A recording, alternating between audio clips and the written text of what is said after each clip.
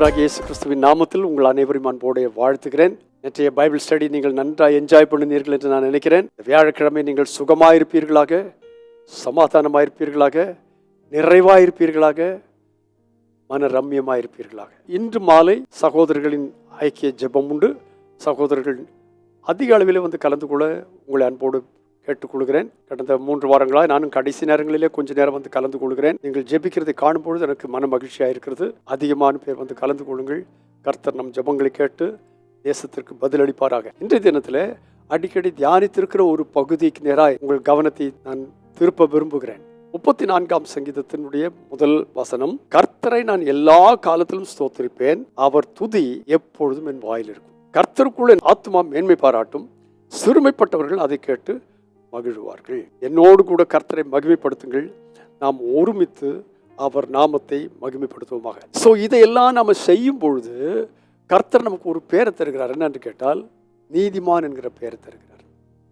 நம்முடைய தேவனாய் கர்த்தர் நம்மை பெயர் சொல்லி அழைத்தார், ரட்சித்தார். எவர்களை முன்குறித்தாரோ அவர்களை அழைத்திருக்கிறார். எவர்களை அழைத்திருக்கிறாரோ அவர்களை நீதிமான்களாக்கி இருக்கிறார். எவர்களை நீதிமான்களாக்கி இருக்கிறாரோ அவர்களை மகிமைப்படுத்தி இருக்கிறார். இது கர்த்தருடைய வசனம். ஸோ இந்த வசனத்தின் வெளிச்சத்தில் நீங்கள் கீழே வாசிப்பீர்களானால் 19ஆம் வசனத்துக்கு வரும்போது அங்கே சொல்லி இருக்கிறது, 18 வாசிக்கிறேன். நொறுங்குண்ட இருதயம் உள்ளவர்களுக்கு கர்த்தர் சமீபமாயிருந்து நறுங்குண்ட ஆவி உள்ளவர்களை ரட்சிக்கிறார். தேவ பிள்ளைகள் எப்படிப்பட்டவர்கள் என்று கேட்டால், நொறுங்குண்ட இருதயம் அவர்களுக்குள்ள வரும் சில சமயத்தில். ஆனால் அதே சந்தர்ப்பத்தில் 19ஆம் வசனத்தில் சொல்லி இருக்கிறது, நீதிமானுக்கு வரும் துன்பங்கள் அநேகமாயிருக்கும். நீதி செய்யாதவர்களுக்கு அதிக துன்பம் இல்லை. சில சமயத்தில் நம்மளே யோசிப்போம், அவன் எவ்வளோ பாவம் செய்றான், எப்படி அக்கிரமத்தில் இருக்கான், நல்லா இருக்கானே, எனக்கு ஏன் இந்த துன்பம்? நம்ம நினச்சிருக்கோம்ல. ஒருவேளை இந்த காலையில் கூட இதை கேட்குற சிலர் நினச்சிருக்கலாம், ஐயோ அவங்க எல்லாம் நல்லா இருக்காங்களே, இயேசு அறியாதவங்களாச்சே, நான் ரொம்ப கஷ்டப்படுறேனே. ஆனால் அடுத்த வசனத்தை பாருங்களேன், என்ன அழகாக சொல்லியிருக்கிறது. நீதிமானுக்கு வரும் துன்பங்கள் அநேகமாக இருக்கும். 19ஆம் வசனம் நிறைய இருக்கும். உச்சந்திலிருந்து உள்ளங்கால் வரைக்கும் துன்பங்களை அனுபவிக்கக்கூடிய சூழ்நிலை இருக்கும். ஆனால் அந்த வசனத்தின் தொடர்பு சொல்லியிருக்கிறது, கர்த்தர் அவைகளில் சிலவற்றிலிருந்து என்று சொல்லவில்லை.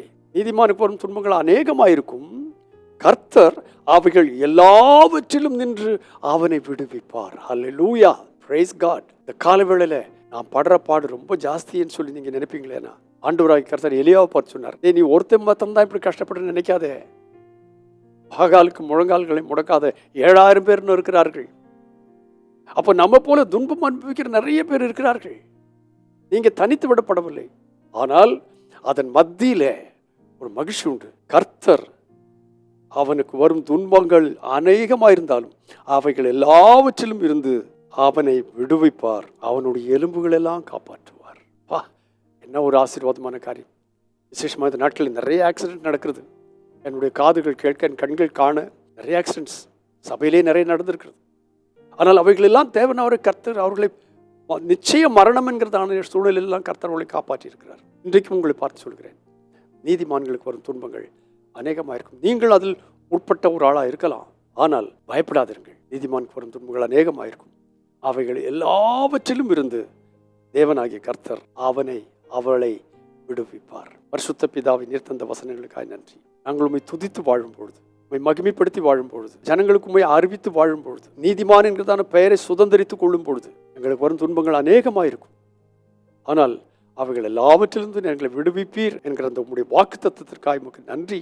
அவை வெறும் வாக்குத்தத்தம் மட்டுமல்ல, தே ஆர் ரியாலிட்டி. அவைகள் அனுபவபூர்வமானவைகள். அதை உங்கள் பிள்ளைங்களுக்கு எங்களுக்கு செய்வீராக. செய்தபடியால் உமக்கு ஸ்தோத்திரம். இந்த வசனத்தை கேட்கும் போதே நீதிமான்கள் என்ற பெயரை பெற்ற அநேகருடைய வாழ்க்கையிலே அவருடைய உபத்திரவங்கள் இருந்து அவளை இப்பொழுது பேசுகிற இந்த நேரத்தில் ஒரு விடுதலை கட்டளிடுவீராக. அதை செய்ததுக்காக ஸ்தோத்திரம். இயேசுவின் நாமத்தில் பிதாவே, ஆமென். நீதிமான்களுக்கு வரும் துன்பங்கள் அநேகமாயிருக்கும். அவர்கள் துதித்து துதித்து ஜெயித்து அதிலிருந்து விடுதலை பெறுவார்கள். கர்த்தர் உங்களை ஆசீர்வதிப்பாராக. God bless you abundantly again and again and again and again. Amen.